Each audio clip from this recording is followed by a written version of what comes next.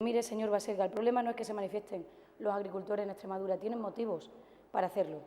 El problema es cuando un determinado grupo de personas extremistas acuden a este tipo de manifestaciones para generar incidentes.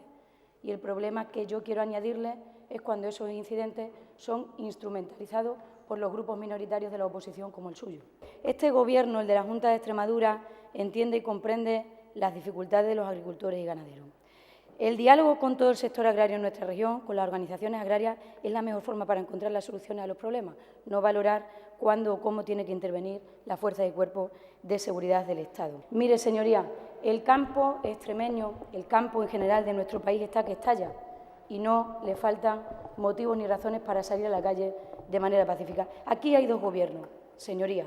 El Gobierno de la Junta de Extremadura y el Gobierno de España, que mediante el diálogo están buscando y poniendo soluciones encima de la mesa. Y aquí también hay, en esta región, partidos políticos minoritarios, aquí y en las Cortes Generales como el suyo, que se dedican en la mañana de hoy a parodiar la política. Y ustedes vienen aquí con 4 frutas y con 4 verduras y salen ahí a hacerse una foto, mientras que desde la Junta de Extremadura y el Gobierno de España estamos trabajando para hacer que el sector ganadero y el sector agrícola de la región mantenga el empleo, mantengan la vida en los pueblos y tengan unos precios dignos y justos fruto de su trabajo. Súmense a la seriedad de la política, señorías.